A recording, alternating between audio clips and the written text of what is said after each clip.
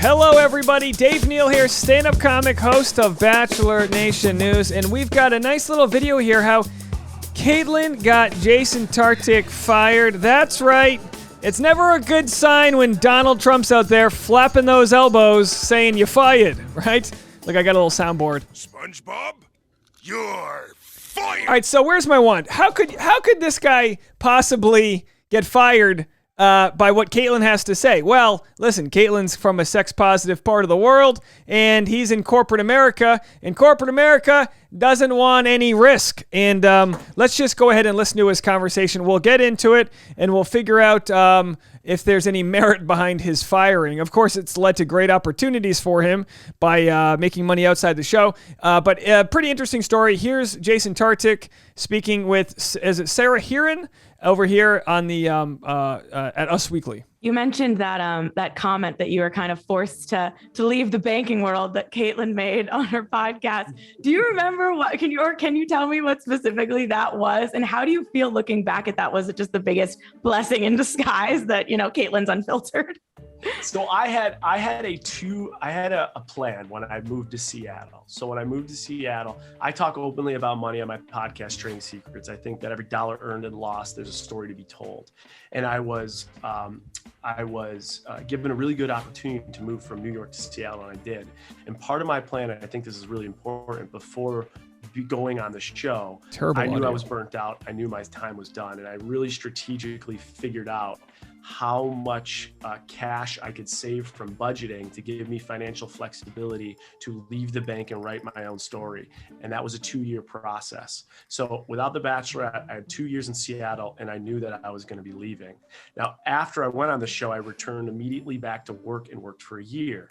And the show took, the company took full advantage of my little 2 minutes of fame, having me go here and go do that and go do this. And all right, so what he's saying is the company took advantage of his notoriety. They had him do speeches, this and that. I mean, listen, the companies are not looking out to, they're not looking out for you. Any chance they get, they're going to give you a meat hook to the face. But what you got to do is understand that you can't rent out your time, and you need to build equity, and that's what you get by building an Instagram following. That's what you get by having a YouTube channel. Whenever you can get people to your own newsletter, your own reach, you don't have to worry about your boss forgetting to clean his ears. And with a smile on my face, I did it because I felt indebted that they allowed me to go on the show. And then in Kaitlyn's podcast, Off the Vine, as you guys know, she has confessions. And the idea behind her confessions is to say, those people you look up to, those people you might follow, those people that put a smile on your face, those same people experience embarrassing moments all the time. And so when you come on Off the Vine, tell us a moment that makes you relatable. And so her confession was that was the first time we hooked up, she had an orgasm from dry humping. Oh my God. That confession hit a lot of headlines and made its way back to the office. And that was one of the things that sparked the conversation. And listen, you don't get paid enough, at these jobs to be liable for what you say on your off time. Short of anything that's going to be harmful to others, but this is just ridiculous to me. But like he says, it says it sparked the conversation. So, look, he's not a teacher. I can understand you're shaping the youth of America, whatever, and then you find out you're pumping Palmers in a yurt. I get it. That might be a problem, but what are we talking about here? And that was one of the positions I was put in. And I'll never forget when I called my brother, who is a business owner himself. I said, Steve, what do I do here? He said, I have a friend I'm going to have you talk to. And he was a New York City attorney. He said, I've heard a lot of stories about bankers and areas in Wall Street. It's background music. I have to say, this is the first story I'm getting where someone didn't say anything, and it was a consensual, clothed, sexual interaction with a partner told in a lighthearted way. Right. So this is a first, but that was the story. That is so funny. And I know it was only a couple months ago that there was something else and you guys were joking about it that was said on the podcast or something. And you were like, didn't think I'd get this notification today. And it was probably on usmagazine.com, but you guys laugh at it. And I assume Kaitlyn's unfilteredness is one of the reasons why you love her. So it all worked out. I adore her for that. And Kaitlyn is open and honest and real. And that's what's led to so much of her success. Open, honest, and real. That is exactly what builds authenticity with an audience. That's what has made her brand so great. The fact that she's able to connect with people in a world that's afraid to talk about certain things. She's built this audience not by being super risque. She's built the audience by being herself and by having conversations and being like, you know what? Hey, I got off to a little over the pant rodeo session. What are you going to do? Did someone say lasagna? Let's carbo load. We're out here having fun, right? So I don't know. It's just, I like to share with you guys examples of how you see authentic people find success. She doesn't have a podcast network pushing her. Yeah, she was on the show. She was a bit, but she followed her path, and it led her to people that really enjoy her sort of busting through slut shaming and purity culture, busting through her authenticity, following her heart, being expressive and entrepreneurial, and she's done really well. And some people have been surprised at Jason sharing how well he has done. He has essentially mentioned that as an Instagram influencer in Bachelor Nation, you can make upwards of $1 a year per follower.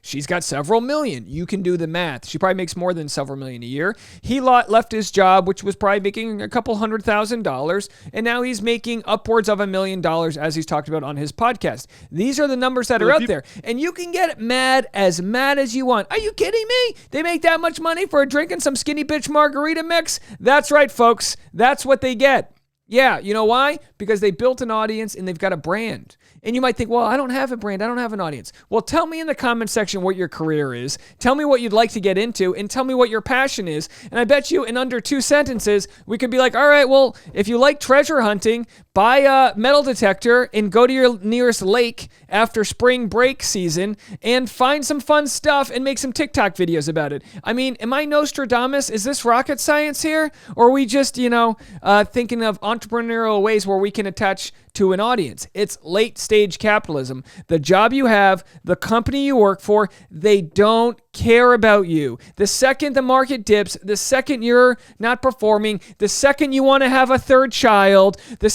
whenever these things happen, it's they're going to take care of themselves. Now, you might have, there's people out there that go, well, I love my job, I love my healthcare, and I love my unemployment benefits, and I like that. But until the metaphorical mudslide wipes the company away, you're just a pawn in their game. You're building somebody else's wealth. So don't make me get into it, because I will, folks. You need to get out there and you need to take care of yourself. And you might say, oh, well, you know what? I love the job I do. Well, do you have a Sunday evening where you can put together a podcast or find something to talk about? Information and entertainment. You find a way to inform people or entertain them. And entertainment doesn't mean making them laugh nonstop. You might just have an interesting point of view on a topic. You might you might be great at Wordle and you want to discuss Wordle with your friends. I don't know what it is, but these people banged in a yurt and now they've got a following. Some of them don't do much with it, but some of them have decent personalities. They've already been curated and handpicked by Bachelor producers. So for the most part, they're pretty interesting. And then you follow them on their journey and hey, look, you might not like what Nick Viall talks about or think he's worth giving advice to other people,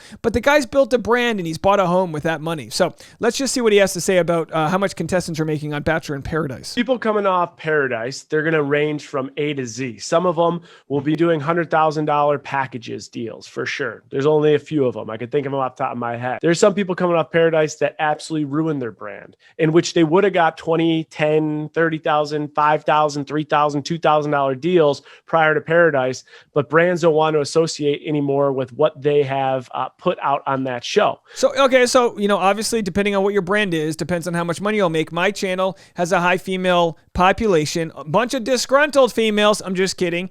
And because of that, because of the 90% female audience, we command a higher ad rate through YouTube just because women have high purchasing power. Women be shopping. I'm kidding. But it's true that advertisers value what women have to say because there's probably more channels that market to men, which drives the cost down. So this is valuable for them. That was never my plan, but that's just the way it worked out. I kind of got lucky. employees are unhappy and trying to leave. Bingo. That's Mike. So are you happy at your current job? That's what it comes down to. If you're happy at your job, stick with your job, be happy. But if you're not, if you're not allowed to say what you think and be your authentic self, then are you taking that home to your family? Is that rubbing off on your kids or your spouse? Chances are you might want to pursue a life that is more in control of your destiny. Microsoft. I think there's going to be a revolution in the next 10 to 15 years of how companies operate. And I do think that Barstool is one of the catalyst drivers. I couldn't agree more. And it's to the extreme where an employee could probably go on Twitter and tell Portnoy, the guy who founded it, to fuck off. And they're going to get in a Twitter war. The internet is the wild, wild west right now. People aren't really limited to having to go work for the way that they want to do things, where it's like, I'm going to cut out of that convo. But yeah, the internet's the wild, wild west. You can connect yourself to a brand.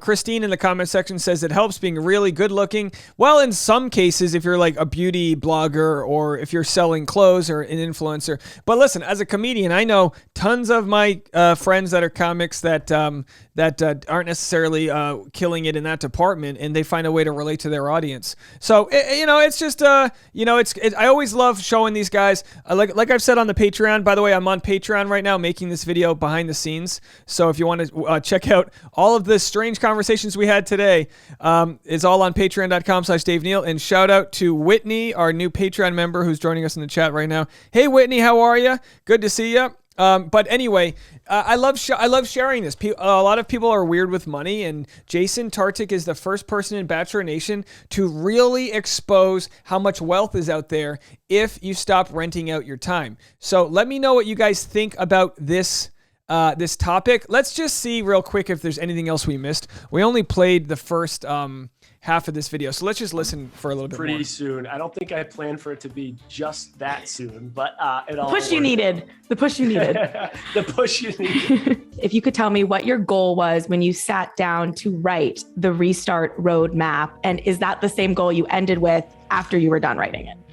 Yeah, so I think that the goal of this book, there's a lot of how-to career books out there. So the goal was to keep it entertaining, engaging, and with every single chapter, there to be actionable takeaways, which there are. And so that was the idea. So it's a guide for anyone that's rethinking their profession and making the slightest adjustments, like negotiating for themselves with their bosses. Hey, Jason, how about you get me a copy of your book and we'll promote it over here? But you can go buy his book. I feel like he's got 54% of their employees. Let me go to his page right now. He's selling his book. But yeah, there's money to be made. He talks actually on his podcast about getting a ghostwriter and kind of what they did to get the book off the ground. And look, I know some people don't like hearing about how much money the influencers are making, but it is certainly fascinating. His podcast is one of the only podcasts that my fiance and I can listen to together. She hates all the other podcasts I listen to. I hate the podcast she listens to. But what we have in common is two entrepreneurial people that work for themselves,